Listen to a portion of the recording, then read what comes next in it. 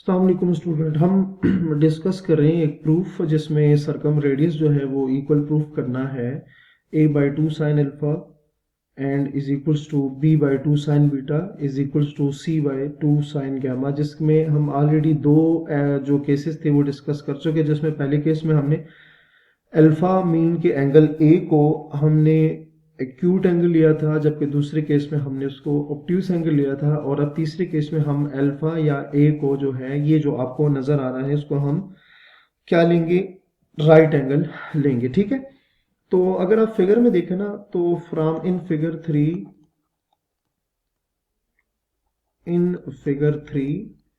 इस figure three में अगर आप देखें तो जो बी सी और बी डी है ये बेसिकली सेम लेंथ है, क्योंकि बी जो है वो सी तक है और बी अगर डी तक है तो ये दोनों सेम होंगे, क्योंकि सी और डी जो है वो सेम पॉइंट पर लाई कर रहे हैं, मतलब एक ही पॉइंट के दो नाम है। ठीक है, तो फिगर से आप लिख सकते हैं कि इन फिगर थ्री यहां हम लिखेंगे कि एंगल ए जो है इस केस में या मतलब एंगल अल्फा जो है वो हमारे पास 90 डिग्री के इक्वल है।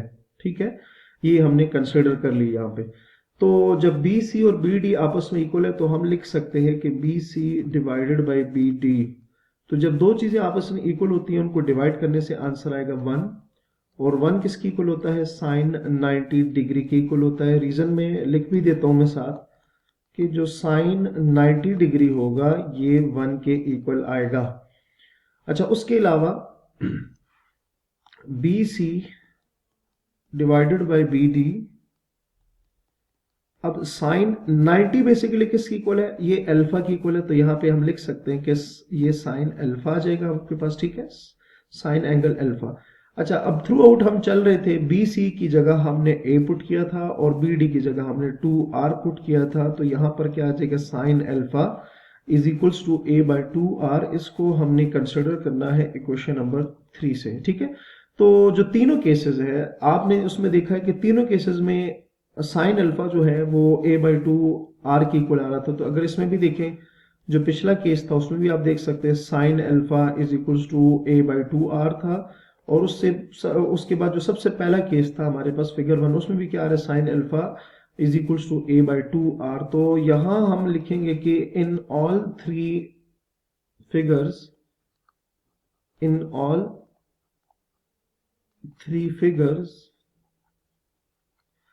we have proved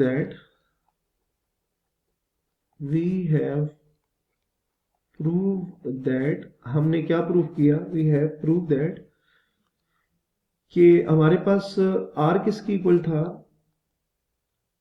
सॉरी हमने प्रूव किया कि साइन अल्फा या a/2 r is equals to किस क्या आ रहा था, साइन अल्फा के इक्वल आ रहा था। ठीक है, हमने चूंकि r की वैल्यू फाइंड करनी है तो सबसे पहले हम करेंगे क्या कि इनका रेसिप्रोकल ले लेंगे। रेसिप्रोकल मतलब दोनों साइड को उल्टा देंगे, तो 2r डिवाइडेड बाय a आ जाएगा और 1 डिवाइडेड बाय साइन अल्फा आ जाएगा।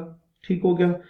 अब अगर हमें r की वैल्यू चाहिए तो इनको हटाना है यहाँ से, तो उसके लिए आप क्या करेंगे, दोनों साइडों को आपने a के साथ मल्टीप्लाई करना है, तो a multiply by 2r divided by a is equals to, इसको भी हम राइट साइड को भी चूंकि मल्टीप्लाई करेंगे किसके साथ, 1 डिवाइडेड बाय साइन अल्फा के साथ।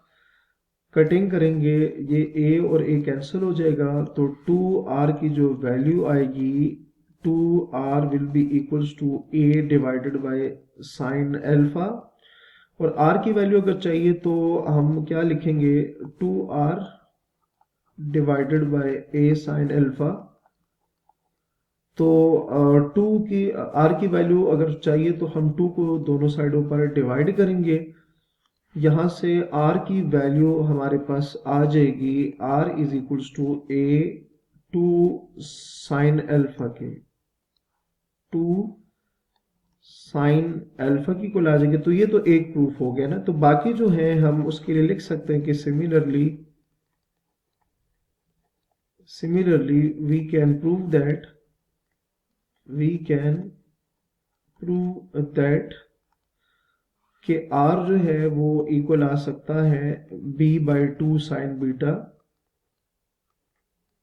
And r is equals to c2 sine gamma.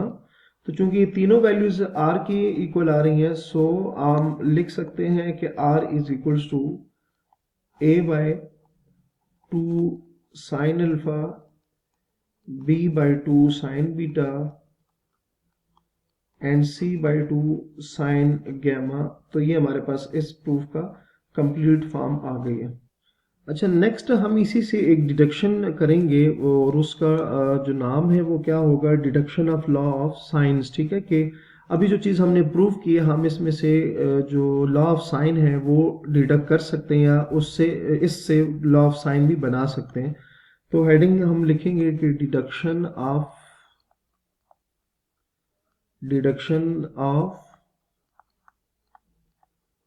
Law of science. ठीक है। अच्छा, अभी चूंकि हमने एक चीज प्रूव की है as r is equals to a by 2 sine alpha is equals to b by 2 sine beta is equals to c by 2 sine gamma. तो यहां इसको लिखा जा सकता है तीनों basically r is equals to a by 2 sine alpha, r is equals to b by 2 sine beta and r is equals to c by 2 sine gamma के। ठीक है। अब अगर इस 2 को इधर मल्टीप्लाई कर दिया जाए तो वो 2r आ जाएगा a बाय साइन अल्फा, 2 को इधर मल्टीप्लाई करें तो 2r is equals to b by sine beta और 2 को इधर मल्टीप्लाई करें तो 2r is equals to c by sine, sorry यहां पर गैमा आएगा तो ये साइन गैमा आ जाएगी। ठीक है। तो आप ये चेक करें ये तीनों चीजें 2r की इक्वल है, तो यहां से आप लिख सकते हैं क्योंकि ये सारी चीजें 2r की इक्वल है, so a by sine alpha, b by sine beta and c by sine gamma. उसकी रीजन क्या है, a बाय साइन अल्फा भी 2r की इक्वल है, b बाय साइन बीटा भी 2r की इक्वल है और c बाय साइन गैमा भी 2r की इक्वल है। तो इसका मतलब क्या है कि जब तीनों वैल्यूज सेम वैल्यू की इक्वल आ रही हैं तो ये तीनों वैल्यूज भी आपस में क्या होंगी, इक्वल होंगी। और ये हमारे पास क्या है, यही तो बेसिकली लॉ ऑफ साइन है, which is law of science. ठीक है।